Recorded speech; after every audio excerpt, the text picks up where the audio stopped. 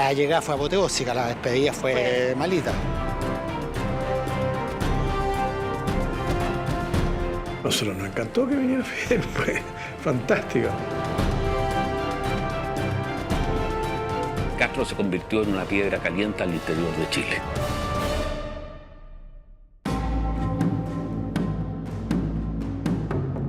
Fidel le llamó mucho la atención, porque de alguna manera pensaba que no era posible de que hubiera una victoria electoral con un programa como el de Allende, que era un programa bien radical. Porque el pueblo es el futuro y el pueblo es el mañana.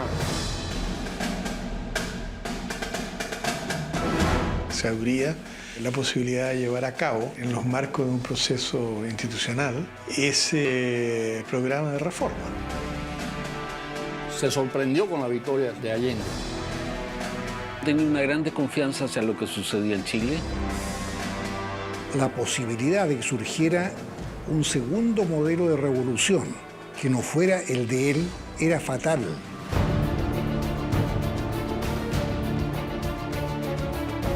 El proceso chileno fue uno de los 2 o 3 momentos de máximo peligro de la historia de la Revolución Cubana. Ese viaje de Fidel fue el fin de Allende.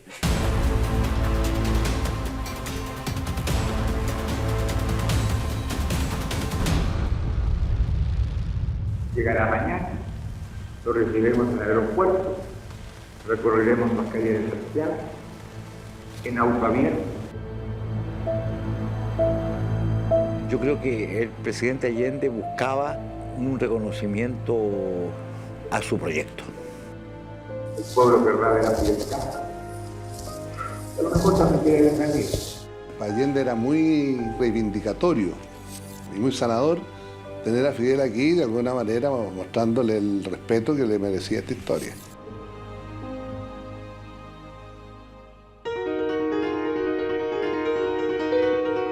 El país, en su inmensa mayoría, estaba feliz con la venida de Fidel Castro. Él nos ponía en la actualidad mundial y todo.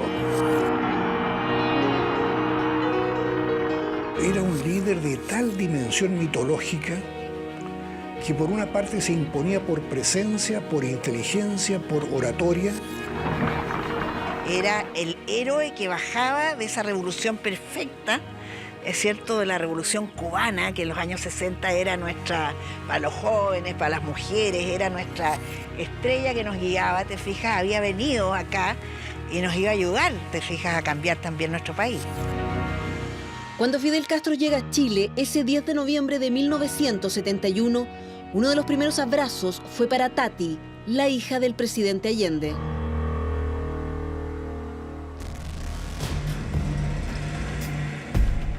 Ya la habilidad de Fidel para estar en los más altos círculos sociales, familiares de los líderes de otros países. Por ejemplo, la Tati, la hija de Allende, es una castrista absoluta. La teoría de que el castrismo estaba instalado en Chile, en este caso, yo creo que es absolutamente falsa, digamos, absurda. La visita oficial de Castro debía durar 10 días. Nadie, ni el gobierno, imaginó que el recorrido por el país se alargaría casi un mes. Pero el MIR, gracias a su líder, Miguel Enríquez, sí estaba informado. Nosotros supimos del viaje antes, cosa que se conversó con Fidel también antes, en una visita que se hizo a Cuba.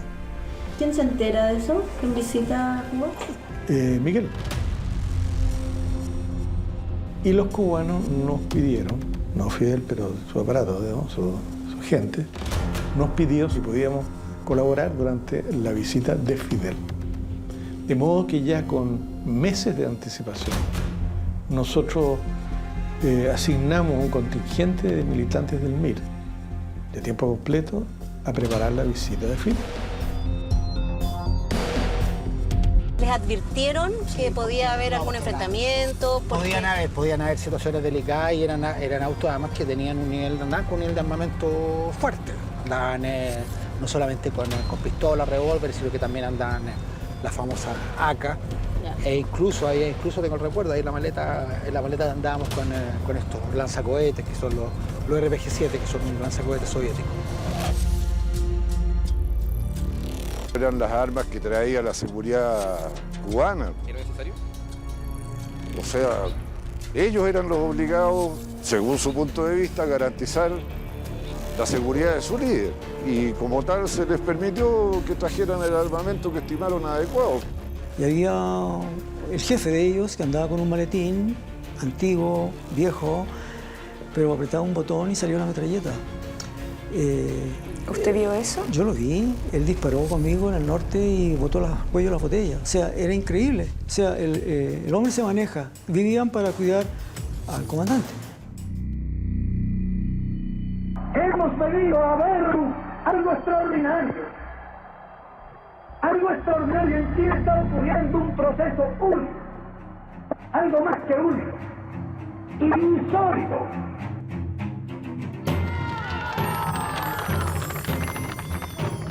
Hasta la gente más de derecha como que estaba contenta, porque era bonito ver a Fidel Castro por las calles de Santiago, lleno de gente en un auto abierto.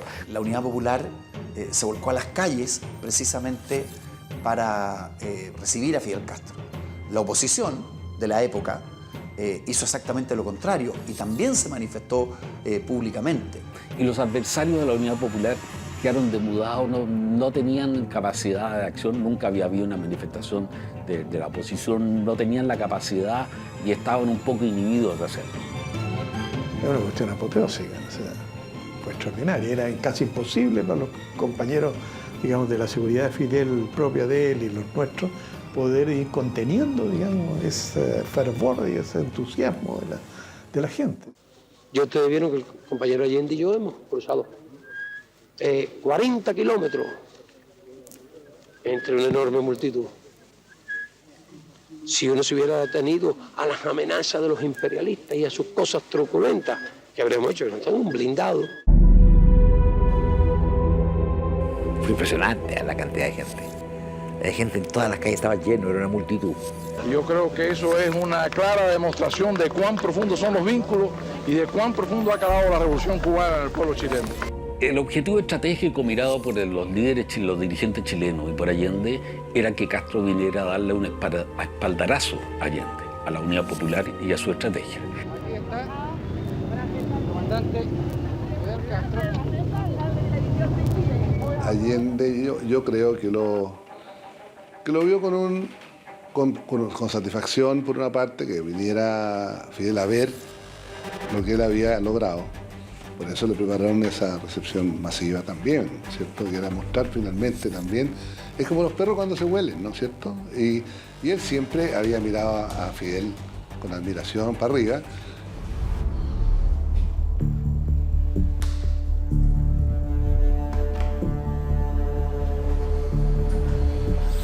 Y entonces ahora falta una cuestión por demostrar. Si esos intereses se resignarán pasivamente a los cambios de estructura que la Unidad Popular y el pueblo chileno han querido llevar adelante. Tenían, digamos, en algunas cosas visiones distintas, naturalmente, pero eran respetuosos uno de las visiones del otro. Y es más, yo creo que había un afecto, digamos, real. Allende tenía una deuda de agradecimiento, había una amistad de verdad entre ellos, sí. A mi juicio, Allende pecó de ingenuidad con respecto a la amistad. Él se sentía amigo de Fidel, pero él no entendió que para Fidel no hay amigos, sino que intereses. Fidel es todo interés político, no estoy diciendo esto peyorativamente, pero su análisis son políticos. Él puede mirar, es muy difícil que él mire de igual a igual a nadie. El proyecto de Salvador Allende siempre fue mirado por Fidel Castro con real distancia. Se negaba a que las ideas revolucionarias pudiesen llegar al poder a través de las urnas. Ganar el gobierno a través del voto para un movimiento popular tan claro y definido como el nuestro será una dura tarea, Sobre la cuestión acerca de si la lucha armada es el único camino para la liberación, por lo menos en las condiciones de nuestro país, no había otro camino. Fidel Castro descalificó a Allende hasta un mes antes de las elecciones, pese a que había una relación amistosa entre ellos.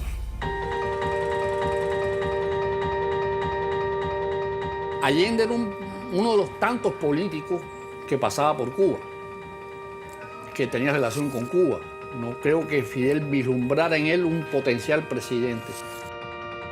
Todo el rato jaraneando a costa de Allende. Esa hirienda Allende con...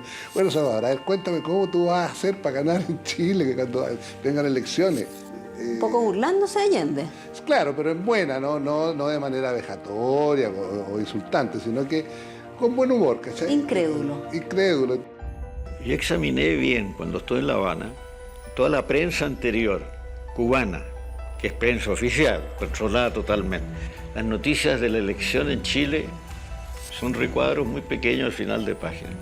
Nadie cree que pueda ganar Salvador Allende, que le permitan gobernar a un socialista en Chile. Nadie.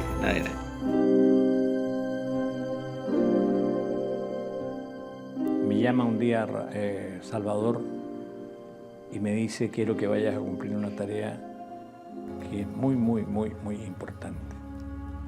La voz de Fidel Castro es una voz muy fuerte, muy autorizada. Suena mucho en América Latina una palabra suya. Y en Chile hay muchos seguidores de Fidel Castro que no están con la vía electoral. Y yo quiero que tú vayas, hables con él y tú le explicas, le dices, desarrollas el discurso político con el cual Fidel pudiera acercarse al respaldo que me hace falta, para que se pronunciara públicamente en favor de la candidatura presidencial de Salvador Allende. Esta es la declaración que Fidel Castro entregó al mundo ese 28 de julio de 1970 en La Habana, 2 meses antes de las elecciones en Chile. No quiero mencionar mayor número, porque hay que darse cuenta que Chile es uno de los poquísimos países en este momento donde se libra una lucha política e institucional dentro de los cánones institucionales. Uno de los poquísimos países, casi se puede decir el único en este momento, tienen cauces constitucionales con reglas establecidas. Fidel sabía que yo iba a llevarle una petición de Salvador Allende, un mensaje directo. La vía electoral era en Chile una vía que no podía dejar de transitarse para las grandes batallas políticas e ideológicas. Entonces la reflexión de Fidel tiene que ser: caramba, si gana Allende yo hago el ridículo. Y le concede a Allende la posibilidad de triunfar. Entonces su mensaje a los revolucionarios chilenos es que hay que apoyar a Allende. Entonces nosotros cualquier paso que Chile dé en ese sentido lo consideramos como un paso positivo. 2 días después aparece la proclamación de: en Chile es posible el triunfo de la revolución socialista por la vía electoral. Es el tremendo titular que apareció por todas partes del mundo. Para Allende esto fue una victoria en el sentido de que había convencido a Fidel de que lo suyo no era una locura.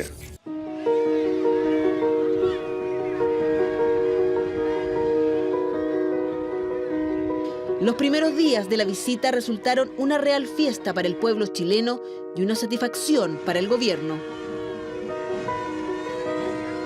Fue una experiencia, la verdad, fascinante, porque era Fidel en sus mejores condiciones, en un tiempo atlético, jugaba básquetbol.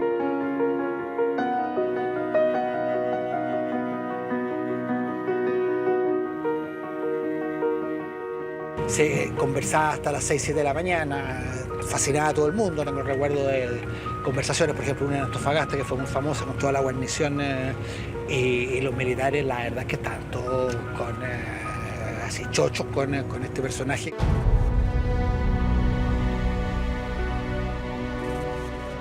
Estaban todos sentados escuchándolo atentamente, 2 horas. Seguramente contando situaciones de guerrilla o de guerra.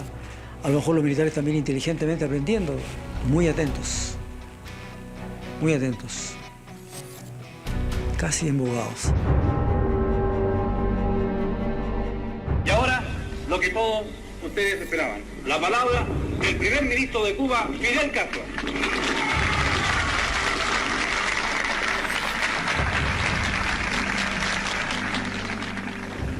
Queridos obreros de la siderurgia de Huachipato, aquí se ve que hace falta un poco de pisco.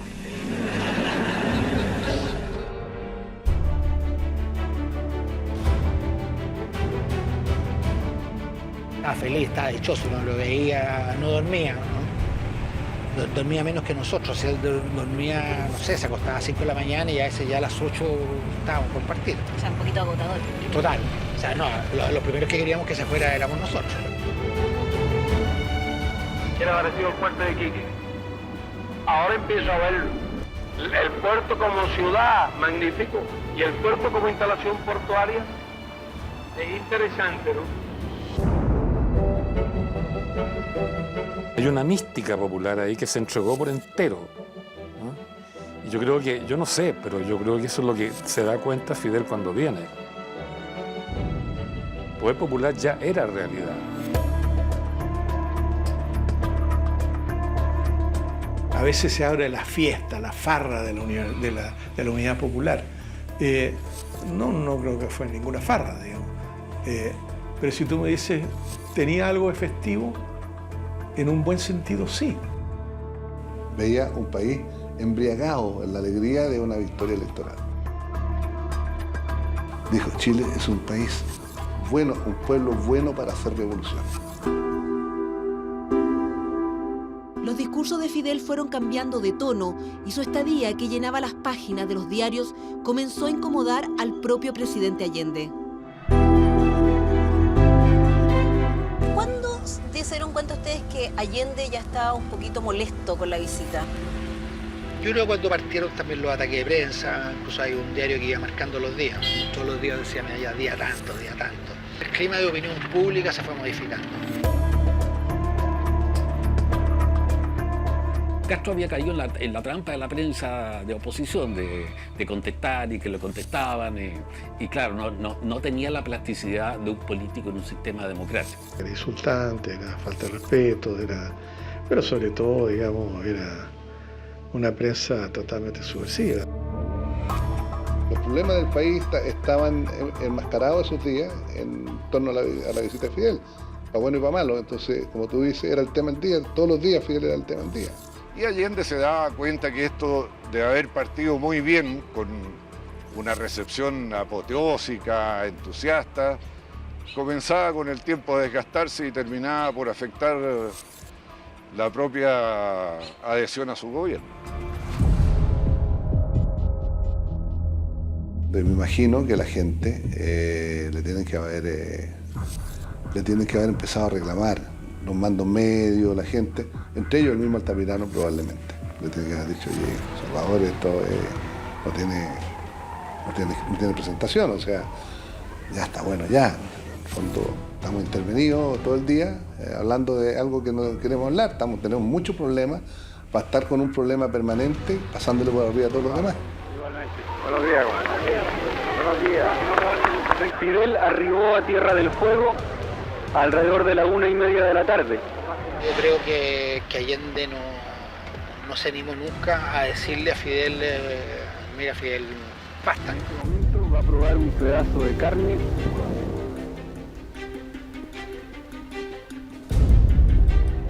Yo creo que todo el mundo, hasta el MIR, terminó con el ánimo por los suelos. Nadie después decía, oye, qué bueno que estuvo Fidel Castro. Todo el mundo decía, qué bueno que se fue. Usted como revolucionario tiene mucha experiencia, nosotros no, porque no... Yo tengo mucha experiencia acerca de la inexperiencia. Nosotros estamos felices que estuviera Fidel acá. Entonces lo podrían haber tenido un mes más. Un mes más, claro, sin ningún problema. Ustedes nunca tienen sequía aquí, ¿verdad? Raúl se fue. Ahora que usted ya recorrió la mayor parte de las instalaciones de este centro productivo, una opinión sobre las perspectivas de este centro productivo. Yo creo que pueden ser buenas. Pueden ser buenas. La visita es como el pescado que al tercer día huele mal. O sea, Fidel olió pésimo entonces. Pésimo.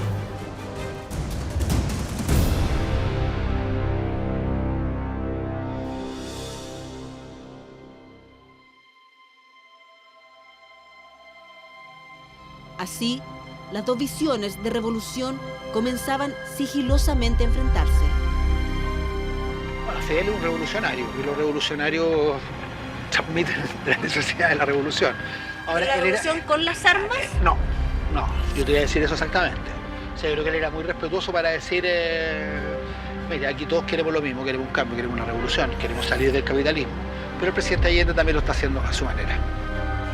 No se trata, ni mucho menos, que los revolucionarios tratemos de ocultar nuestra pobreza. Los jóvenes que iban a ver a Fidel salían con el mensaje de que la cosa en algún momento iba a estallar y tenían que estar preparados por las armas. Porque lo que a Cuba le conviene es lo que le convenga a nuestros pueblos hermanos de América Latina. Y en todas partes Fidel Castro animaba a la gente a responder enérgicamente, porque él decía que el imperialismo y el fascismo no tenían límite. ¿Y quién le ha dicho a los imperialistas que ellos son los que tienen que decir qué sistema político deben tener nuestros pueblos? Creo que él tenía el concepto que había que radicalizar pronto los cambios. Él fue allí a ver la situación en Chile y a presionar por crear una situación realmente revolucionaria. Entonces el régimen social y político tiene que ser proscripto, tiene que ser prohibido, tiene que ser condenado y tiene que ser bloqueado. En la medida que pasaron los días, se fue convirtiendo en un problema. Y sobre todo porque Fidel no venía en son de mirar, ver y callar. En la misma medida en que tengan conciencia de este problema y lo tengan presente, harán el máximo esfuerzo por ayudar a consolidar la independencia aquí. Cada cosa tiene su momento, cada proceso tiene su historia. Pero Fidel fue allí a decir, hay que incendiar la pradera. Por aquí no van a ningún lado. Si quieren el poder y mantener el poder y hacer la revolución, esto es lo que hay que hacer. Y tienen que empezar por coger ese ejército y descabezarlo. Lo que está hablando es de sumar fuerzas en términos de la organización del pueblo, del desarrollo de que tuviera una participación directa en los procesos de cambios estructurales que se estaban llevando a cabo. ¿Eso no significa darle un rifle a cada persona? No, estamos hablando de una cuestión armada todavía. Quiero señalar que para nosotros revolución no es violencia, no es sinónimo de atropello, ni es sinónimo de desconocimiento de los derechos humanos. La revolución implica, ¿no?, progreso acelerado, transformación profunda. Ahí hubo una cierta tensión. Castro insistiendo en la necesidad de armarse más y preparar la vida armada, y Allende, aunque aceptando un cierto grado de eso, trataba de contener. Las diferencias entre Allende y Castro ya no podían esconderse. Incluso quienes fueron testigos de los llamados diálogos de América recuerdan cómo trataron de llegar a un acuerdo. Que por aquí fue esa conversación tan interesante y tan privada entre los dos. Yo creo que por aquí fue. Los pueblos históricamente han luchado por su libertad. Esas fueron las causas, por ejemplo, de las luchas nacionales. Se detiene la grabación y yo tengo que correr a desenchufarlo, ¿ya? Y se fueron, pero todo esto muy tranquilos. O sea, no es que estuvieran peleando por cuál es el camino que vamos a seguir o cuál es el camino que está siguiendo Yo creo Chile. que eran más inteligentes que eso, sabían que estaban frente a una cámara, los dos. O sea, conocían muy bien el sistema. Allá también el imperialismo controlaba la tierra. El imperialismo controlaba la tierra. El cobre de nuestro es la caña de azúcar. Y las mejores tierras cañeras eran de la United Fruit Company y de otras numerosas compañías de Estados Unidos. Te hice esa pregunta porque es distinto. Aquí controlaban las minas, allá controlaban las tierras. Exactamente. ¿Subieron los tonos en algún momento? Mira, yo no escuché una subida de tono. Yo creo que lo que yo viví fue un ponerse de acuerdo a propósito de un tema, ¿ya? Que a lo mejor no se habían puesto de acuerdo ellos antes de la entrevista. De qué forma iban a enfrentar la temática, si la revolución tenía que ser violenta o, como decía Allende, una revolución a la manera chilena sin violencia. ¿Te das cuenta, Fidel? 3 minutos para definir los obstáculos de una revolución que tiene que hacerse dentro de la democracia burguesa y con los cauces legales de esa democracia. Tengo una suerte de locos, o sea, en la oreja derecha tengo a Fidel y en la oreja izquierda tengo a Allende, o sea, el sueño del pibe para un sonidista. Un pequeño paréntesis de energía la dieron las mujeres, quienes reunidas en el Estadio Santa Laura volvieron a calmar las aguas. La visita de Fidel a Chile fue la visita de un héroe. Una emoción muy grande, una emoción revolucionaria de tenerlo aquí. Este hombre guapo, este hombre joven, así también como una cosa media eroticona, diría yo. Las mujeres tienen mucha ferretería, tienen mucho aro, colgantes, cuestiones que yo me acuerdo que salí con los brazos enteros. Querían tocar a Fidel.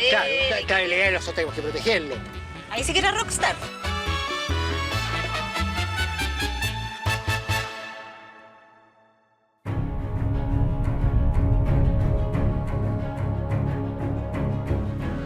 Fidel tuvo reuniones públicas y también muchas privadas. Una de las más importantes fue con la dirigencia del MIR en la Embajada de Cuba. Las grandes mayorías se declaran conocedoras de sus enemigos, conocedoras de sus objetivos, conocedoras de sus derechos, por el socialismo, contra el imperialismo, etc. El diálogo fundamental era entre Fidel y Miguel. Nosotros éramos observadores. Fidel habló también de los peligros que él veía en esta situación. Y insistía en la necesidad de que no hubiera división dentro del movimiento popular, de la izquierda, que había que sumar fuerza. La Cuba de Castro era como una especie de espejo moral de la izquierda chilena. Así que no hacerlo como en Cuba era una suerte de pecado. Y el otro tema fue el tema de las armas. Porque nosotros le insistimos a Fidel, Miguel le planteó, de que por qué no nos daba armas. Y la respuesta de Fidel fue siempre la misma. Yo estoy en la mejor disposición de pasarle armas, pero yo no lo puedo hacer sin la autorización de Allende. ¿El MIR sentía que efectivamente iban a tener que ocupar las armas? Sí, el MIR se preparaba para eso, a su finalmente a su modesta manera, porque digamos también las cosas como son, las capacidades del MIR de resistir a una ofensiva como la del golpe de Estado fue prácticamente nula. Allende nunca permitió que hiciera acciones armadas en Chile. Allende, fuera del GAP, que eran 20 personas, el MIR, Fidel Castro le dijo al MIR, yo le doy armas si el presidente me dice. Los suboficiales y carabineros deberán desobedecer las órdenes de los oficiales golpistas. Lo que nosotros decíamos era que había que generar una capacidad de autodefensa frente al peligro de golpe que iba, que nosotros pensábamos venir sí o sí. Es la hora de luchar, basta ya de... Y él tenía una idea de lo que había hablado, las veces que había hablado con algunos dirigentes del MIR, que eran los mismos que estaban entonces. Se había quedado con una idea que años después definió como que estaban intoxicados de teoría.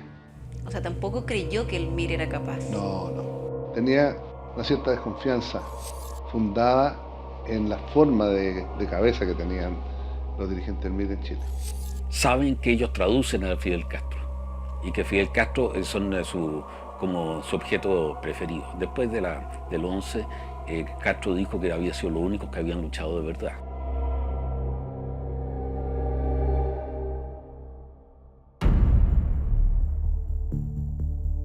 Cuando se cumplían 21 días de la visita de Fidel Castro, se produce el primer gran movimiento en contra del gobierno.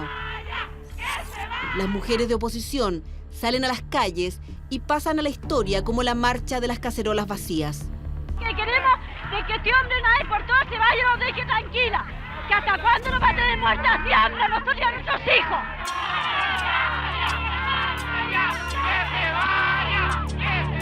Mientras las cacerolas sonaban en las calles, el gobierno despedía a Fidel con una recepción. Llega Gladys Marín al cóctel el mismo día que estaban las señoras de las cacerolas en las calles y Fidel Castro dice: Gladys, ¿qué haces aquí? ¿Por qué? Fidel Castro pensaba que la Gladys tenía que estar en la calle peleando con las cacerolas. Y Fidel Castro ahí tiene un encuentro con Allende en el cual le hace ver a Allende que él ha visto esa marcha y no entiende cómo Allende no lo ha reprimido. Ese es el fascismo.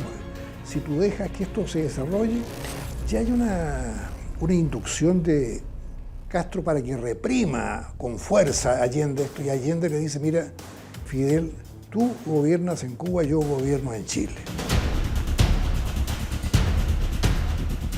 Después de la marcha de las cacerolas, se decreta estado de emergencia.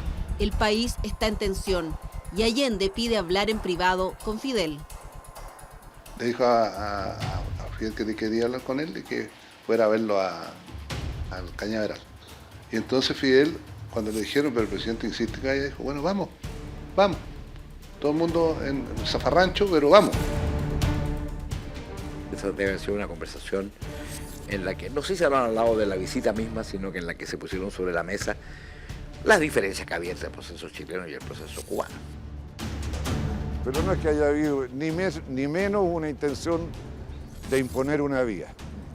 Yo creo que esa contradicción estaba al interior de la izquierda chilena sin necesidad de nadie para venir a atizarla. En ese momento es cuando Allende ya empieza a darse cuenta de que jamás va a conseguir que Fidel se pliegue a su posición. Pero también Fidel se da cuenta de que Allende tiene una personalidad propia y que no va a ser un gobernante títere.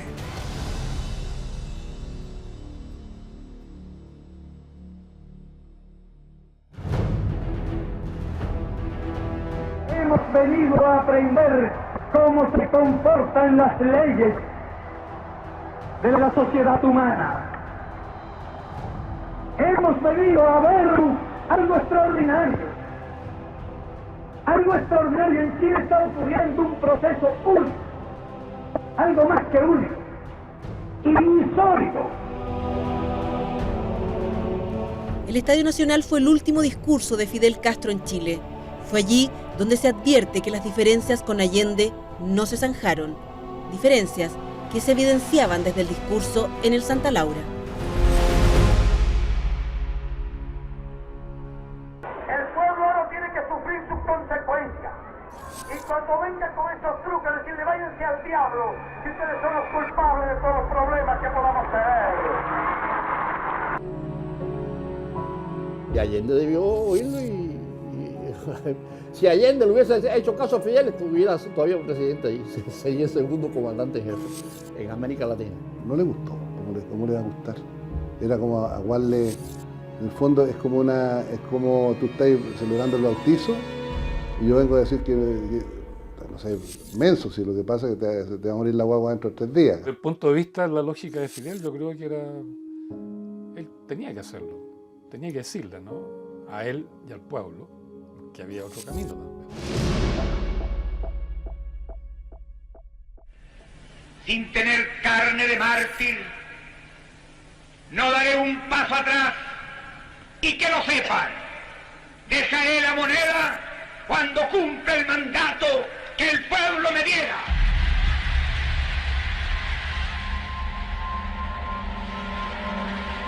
Yo creo que expresa lo que es una cosa que ellos tienen que haber conversado una y 1000 veces, digamos. Es que no estaban de acuerdo. El Estadio Nacional fue un funeral, el acto donde él habló ahí. Yo estuve ahí. Es el proceso de un cambio. Es un proceso revolucionario donde los revolucionarios tratan de llevar adelante los cambios pacíficamente. El discurso del Estadio Nacional fue de una mala educación con su anfitrión enorme, porque por una parte yo escucho a mi presidente decirle a las masas reunidas en el Estadio Nacional que yo estoy aquí para cumplir la voluntad del pueblo, y solo muertos me sacarán de mi lugar, y el discurso de Fidel diciendo: yo he visto el fascismo por las calles, vuelvo a Cuba más revolucionario de lo que llegué. ¿Cuál es el mensaje tácito? Caramba, la tontería de revolución que estás haciendo tú, Allende, ¿no? Ese fue el mensaje de Fidel.